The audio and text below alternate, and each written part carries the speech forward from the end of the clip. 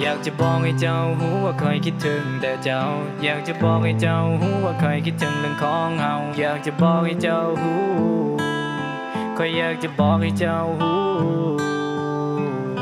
ความรักที่คอยให้เจ้าไปคอยคิดว่ามันพอดีก็เห็นว่าเจ้านั้นพอใจกับความรักที่มีคิดว่าต้องการเพียงซ้ำนี้คอยคิดว่าซ้ำนี้พอเวลาผ่านไปก็คิดว่าเจ้านั้นเริ่มหมดใจคอยได้ทบทวนตัวเองแล้วต้องคอยเห็นผิดอันใดต้องคอยเห็นผิดอันใดเจ้าถึงต้องการจะไปเจ้าบอกว่าพ่อแม่นั้นบ่ให้เฮาสองหักกันคอยนั้นบอกเข้าใจเลยคือต้องห้ามเฮาตอนนี้ต้องมาห้ามเฮาตอนนี้หรือว่าเจ้าอยากมีใหม่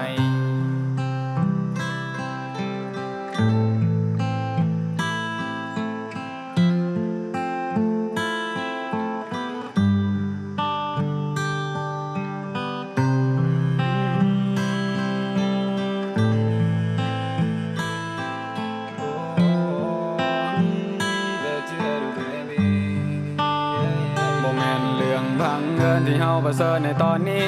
เรื่องเฮาที่ผ่านมามันคงจบลงไปด้วยดีทุกสิ่งทุกอย่างมันมีราคาสิ่งที่ได้มามันบ่ฟรีตัวอ้ายมันบ่มีค่าไม่การเวลาจะหลายปีเป็นยังในตอนแรกเจ้าคือบ่บอกพ่อแม่บ่มักเฮ็ดนายไอ้คนนี้ลงหากเจ้าแหงจนจอมปักมันเจ็บใจแห้งและเจ็บกันทนเจ็บบักคัก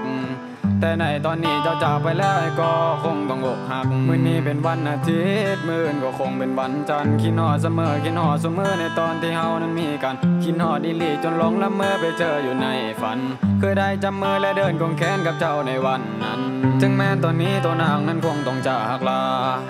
เจ้าเป็นสิ่งที่ดี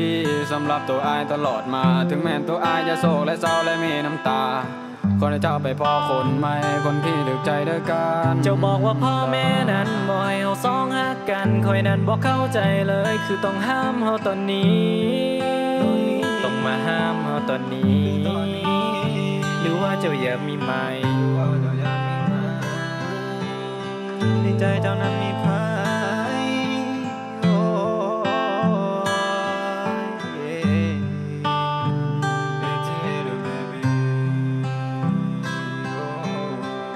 ย